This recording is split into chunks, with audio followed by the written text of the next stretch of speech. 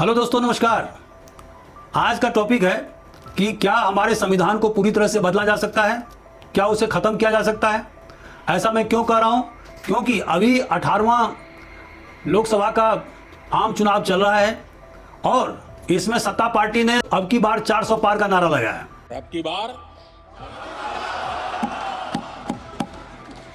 पूरा देश कह रहा है, अब की बार खड़गे जी भी कह रहे हैं। लेकिन अध्यक्ष जी, मैं आमतौर पर ये आंकड़े के चक्कर में नहीं पड़ता,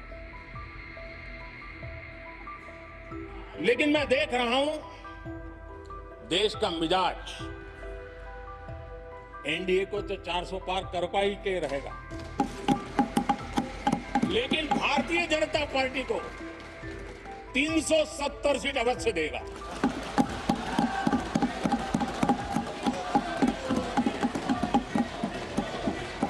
बीजेपी को 370 सीट और एनडीए को 400 पार।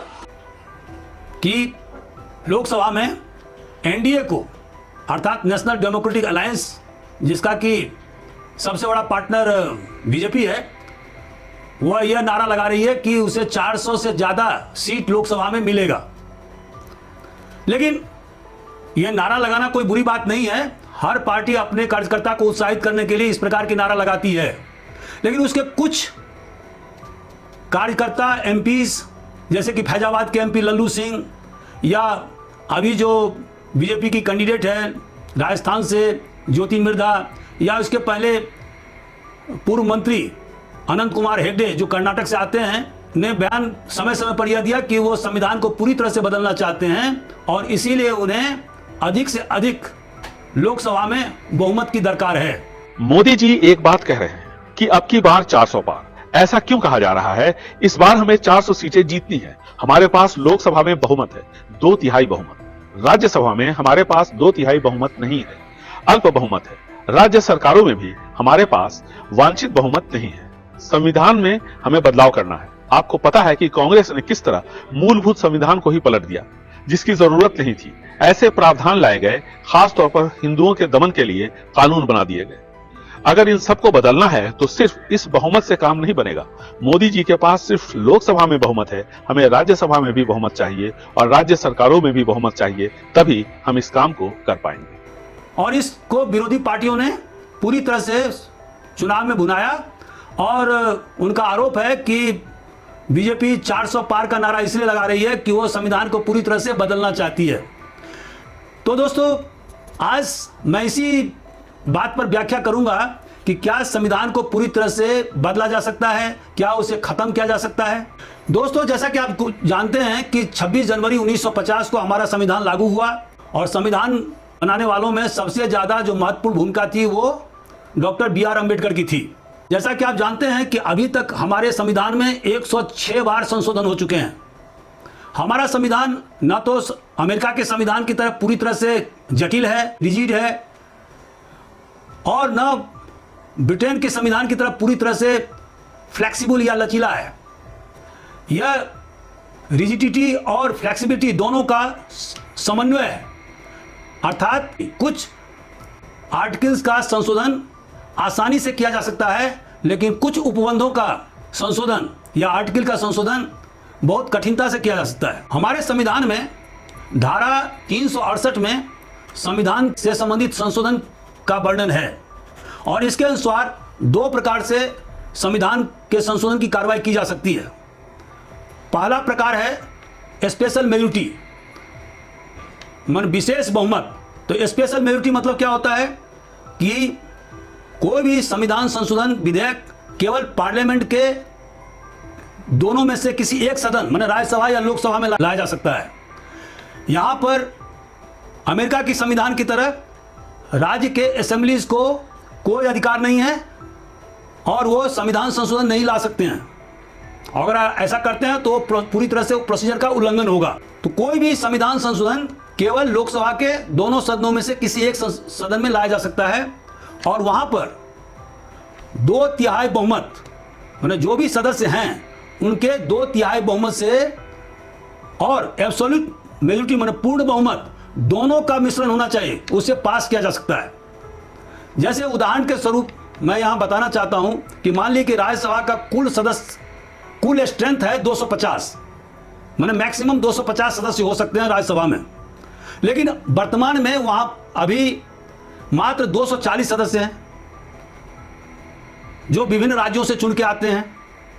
240 सदस्यों में से अगर मान लीजिए सभी सदस्य वहां मौजूद हैं जिस समय में संविधान संशोधन पर बहस हो रही है, तो 240 में से आधा मतलब 120 और प्लस 1 121 सदस्य का बहुमत होना चाहिए।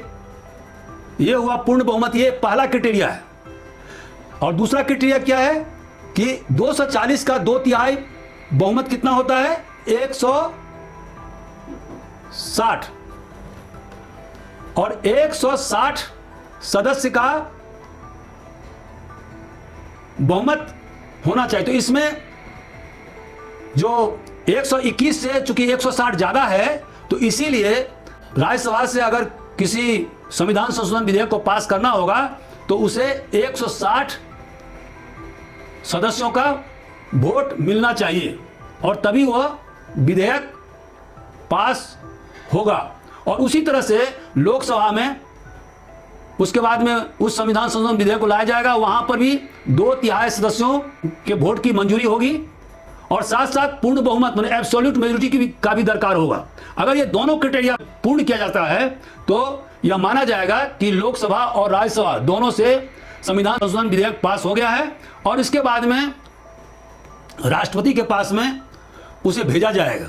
और दोस्तों, जैसा कि आप जानते हैं कि 24वें संविधान संशोधन के द्वारा जो 1971 में पास हुआ था, उसमें राष्ट्रपति के लिए मैंडेटरी कर दिया गया है, अनिवार्य कर दिया गया है कि अगर ऐसा संविधान संशोधन विधेयक लाया जाता है तो उस पर उसे दस्तखत करना अनिवार्य होगा। तो इसका मतलब क्या हुआ कि जिस तरह से सामान्य बिल में राष्ट्रपति को अधिकार है कि वह अपने पास में बिल को विथहेल्ड कर ले, निलंबित कर ले या पुनर्विचार के लिए पार्लियामेंट के पास में भेजे, ऐसा अधिकार राष्ट्रपति को संविधान संशोधन विधेयक के बारे में नहीं है। अर्थात उन्हें अनिवार्य रूप से उस संविधान संशोधन विधेयक पर दस्तखत करना होगा। दोस्तों, ऐसे जो संविधान संशोधन विधेयक होते हैं उनके 3 प्रकार हैं। कुछ संविधान संशोधन विधेयक केवल पार्लियामेंट के दोनों सदनों से 2/3 बहुमत, जो अभी मैंने बताया, प्रेजेंट एंड वोटिंग के माध्यम से पास कराया जा सकता है। कुछ ऐसे संविधान संशोधन विधेयक हैं जो फेडरल स्ट्रक्चर को प्रभावित करते हैं, तो उसमें यह उपबंध है कि दोनों सदनों से विधेयक विशेष बहुमत से पास होने के बाद में उस बहुमत को आधे राज्यों के असेंबलीज में अनुमोदन करने के लिए भेजा जाएगा। और वहां पर जैसे कि हमारे देश में 28 राज्य है, तो 14 राज्यों से अनुमोदन होना जरूरी है।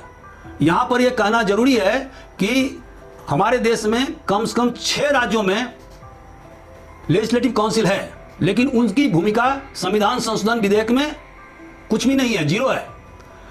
और राज्य के जो असेंबली हैं उन्हें भी केवल सामान्य बहुमत से उस संविधान संशोधन विधेयक को पास करना होता है। लेकिन यह संविधान में कहीं नहीं कहा गया है कि वह कितने दिन के अंदर में उस संविधान संशोधन विधेयक को मंजूर करने के बाद में वापस पार्लियामेंट के पास में भेजेगा। ऐसे जो संविधान संशोधन विधेयक होते हैं जो हमारे फेडरल स्ट्रक्चर को या संघात्मक ढांचा को प्रभावित कर सकते हैं, जैसे कि अभी जीएसटी कानून बनाया गया, या जो सप्तम सूची में जो यूनियन लिस्ट, कंकरेंट लिस्ट और स्टेट लिस्ट का प्रावधान है, अगर उसमें किसी प्रकार का कोई संशोधन किया जाता है, या राष्ट्रपति के इलेक्शन के बारे में कोई संशोधन आता है, या केंद्र के अधिकार के बारे में, या लेजिस्लेचर के अधिकार के बारे में, या केंद्र और राज्य के संबंध के बारे में अगर कोई कानून लाया जाता है, तो ऐसे कानून को पार्लियामेंट से पास कराने के अतिरिक्त उसे हमारे देश के कम से कम आधे राज्य मतलब 14 राज्यों के स्टेट असेंबली से कानून पास कराना होगा। लेकिन असेंबलीज के लिए 2/3 बहुमत का क्राइटेरिया लागू नहीं है, वो केवल सिंपल मेजोरिटी से, मतलब अगर किसी असेंबली की सदस्य संख्या मान लीजिए 230 है, तो 116 सदस्यों के अनुमोदन से वो बिल पास समझा जाएगा। दोस्तों, हमारे संविधान में बहुत सारे ऐसे उपबंध हैं जहां पर कि संविधान संशोधन की जरूरत नहीं होती है और इसका उल्लेख धारा 368 में नहीं है, जो कि संविधान संशोधन का उपबंध है। और ऐसे उपबंधों को अगर अमेंडमेंट किया जाता है या संशोधित किया जाता है तो उसके लिए सिर्फ और सिर्फ सामान्य बहुमत की जरूरत होती है, सिंपल मेजोरिटी की जरूरत होती है। जैसे कि नागरिकता का कानून या किसी राज्य का नाम बदल देना या उसके बाउंड्री को या जो सीमा क्षेत्र है उसको बढ़ाना या घटाना या किसी दूसरे राज्य में मिला लेना या जो यूनियन टेरिटरी मतलब संघीय क्षेत्र से संबंधित है या जो पार्लियामेंट के जो प्रिविलेजेस हैं, विशेषाधिकार हैं या जो सुप्रीम कोर्ट के अधिकार को बढ़ाने वाला जो कानून है, ये सब विधेयक सामान्य बहुमत से दोनों सदनों के द्वारा पास किया जा सकता है। दोस्तों, 24 अप्रैल 1973 को हिंदुस्तान के संवैधानिक इतिहास में जबरदस्त क्रांतिकारी कदम सुप्रीम कोर्ट के द्वारा उठाया गया और वह कदम क्या था? Doctrine of basic structure. और इस बेसिक स्ट्रक्चर या बेसिक फीचर्स को सुप्रीम कोर्ट ने इजाद किया। किस केस में? केशवानंद भारती विरुद्ध स्टेट ऑफ केरल में। और इस सिद्धांत में सुप्रीम कोर्ट के द्वारा यह प्रतिपादित किया गया कि पार्लियामेंट को यह अधिकार है कि वह किसी भी पार्ट को संशोधित कर सकता है। इसका मतलब यह हुआ कि पार्लियामेंट ने जो 24वां संविधान संशोधन विधेयक 1971 में पास किया था और उसमें पार्लियामेंट ने असर्ट किया था कि वह संविधान के किसी भी उपबंध को इंक्लूडिंग फंडामेंटल राइट्स को संशोधित करने का अधिकार रखता है। और इस तरह से गोलोकनाथ केस 1967 में जो सुप्रीम कोर्ट के द्वारा जजमेंट दिया गया था, जिसमें कहा गया था कि पार्लियामेंट को फंडामेंटल राइट्स को संशोधित करने का कोई अधिकार नहीं है, उसको पार्लियामेंट ने पलट दिया 24वें संविधान संशोधन विधेयक के द्वारा। तो 1973 में सुप्रीम कोर्ट ने यह कहा कि हाँ, पार्लियामेंट को यह अधिकार है कि वो किसी भी उपबंध को, किसी भी पार्ट को संशोधित कर सकता है, लेकिन वह संविधान के मूल ढांचे माने बेसिक स्ट्रक्चर या संविधान की जो मूल विशेषता है उसको वह बदल नहीं सकता है।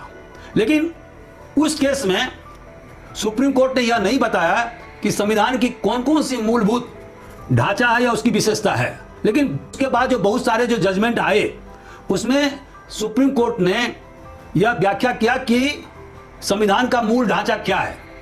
तो मैं यहां बताना चाहूंगा कि सुप्रीम कोर्ट ने जो मूल ढांचा संविधान का बताया है वो उसमें क्या क्या सम्मिलित है। जैसे कि सुप्रीमेसी ऑफ कॉन्स्टिट्यूशन, माने संविधान ही सर्वोच्च है हिंदुस्तान में, पार्लियामेंट सुप्रीम नहीं है या सर्वोच्च नहीं है, सर्वोच्च है संविधान, क्योंकि उसी से कार्यपालिका, न्यायपालिका और विधायिका अपना पावर या शक्तियां प्राप्त करते हैं। रूल ऑफ लॉ, कानून का शासन, राइट टू इक्वालिटी, समता का अधिकार, सेपरेशन ऑफ पावर, शक्तियों का पृथक्करण, sovereign democratic and Republican state जो हमारे प्रियम्बुल में बताया गया है, एक सेकुलर स्टेट होना चाहिए, उसे भी हमारे प्रियम्बुल में दर्शाया गया है कि राज्य पंथ निरपेक्ष होगा। इंडिपेंडेंस ऑफ जुडिशियरी माने न्यायपालिका की स्वतंत्रता, जुडिशियल रिव्यू, न्यायिक पुनरावलोकन का अधिकार, पार्लियामेंट्री डेमोक्रेसी, संसदीय प्रणाली,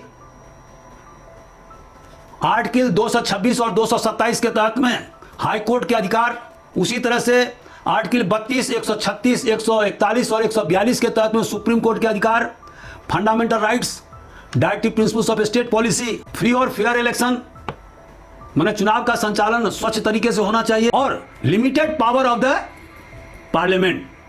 और इस तरह से उन्होंने पार्लियामेंट के अधिकार को सीमित किया। दोस्तों, ये जो doctrine of basic structure supreme court के द्वारा प्रतिपादित किया गया, इसका पहला प्रयोग सुप्रीम कोर्ट के द्वारा इंदिरा नेहरू गांधी केस में किया गया 1975 में, और इसमें उन्होंने संविधान संशोधन विधेयक 39वां को निरस्त कर दिया, जिसमें यह बताया गया था कि भारत के प्रधानमंत्री या लोकसभा के स्पीकर का जो चुनाव होता है उसे किसी भी कोर्ट में चैलेंज नहीं किया जा सकता है। और सुप्रीम कोर्ट ने यह स्टैंड लिया कि जुडिशियल रिव्यू माने न्यायिक पुनरावलोकन का अधिकार डॉक्ट्रिन ऑफ बेसिक स्ट्रक्चर से जुड़ा हुआ है, माने अर्थात उसका हिस्सा है, इसलिए उसे निरस्त कर दिया गया। 1976 में 42वें संविधान संशोधन विधेयक के द्वारा पार्लियामेंट ने असर्ट किया कि वह किसी भी उपबंध को इंक्लूडिंग फंडामेंटल राइट्स को संशोधित कर सकता है, बदल सकता है और उसे किसी भी कोर्ट में चैलेंज नहीं किया जा सकता है। तो दोस्तों, मिनर्वा मिल्स केस 1980 में सर्वोच्च न्यायालय ने यह निर्णय दिया कि यह अधिकार पार्लियामेंट को नहीं है, क्योंकि जुडिशियल रिव्यू का अधिकार बेसिक स्ट्रक्चर का हिस्सा है और उसे बदला नहीं जा सकता है। इसलिए उन्होंने इस उपबंध को निरस्त कर दिया और यह भी निरस्त कर दिया कि जो 42वें संविधान संशोधन के द्वारा यह बताया गया था कि फंडामेंटल राइट्स की प्राथमिकता directive principles of state policy पर रहेगी। और यह भी बताया कि directive principle of state policy में राज्य के नीति निर्देशक सिद्धांत पर राज्य के मौलिक अधिकार की सर्वोच्चता पर किसी प्रकार का उल्लंघन नहीं किया जा सकता है। लेकिन हाँ, एक मामले में सर्वोच्च न्यायालय ने यह निर्णय दिया कि जहां पर आर्टिकल 39 बी और सी का मामला है और उसे अगर राज्य इंप्लीमेंट या क्रियान्वयन करने की कोशिश करता है तो वहां पर आर्टिकल 14, 19 आड़े नहीं आएगा। और दोस्तों, आर्टिकल 39 बी और सी क्या है कि राज्य इस प्रकार से सुनिश्चित करेगा कि कुछ ही लोगों के हाथ में धन का संग्रह नहीं हो और इक्विटेबल डिस्ट्रीब्यूशन ऑफ वेल्थ राज्य के द्वारा किया जाएगा। मतलब वेल्थ का माने संपत्ति का इस प्रकार से वितरित किया जाएगा ताकि कम से कम जो बेसिक जो बेयर नेसेसिटीज ऑफ लाइफ है उसे हर व्यक्ति को मुहैया कराया जा सकेगा। इसका मतलब यह नहीं है कि पूरे संपत्ति को बंटवारा कर दिया जाएगा। इसका मतलब यह है राज्य ऐसा व्यवस्था करेगा कि हर व्यक्ति को कम से कम उसे मूल आवश्यकताओं की पूर्ति किया जा सके।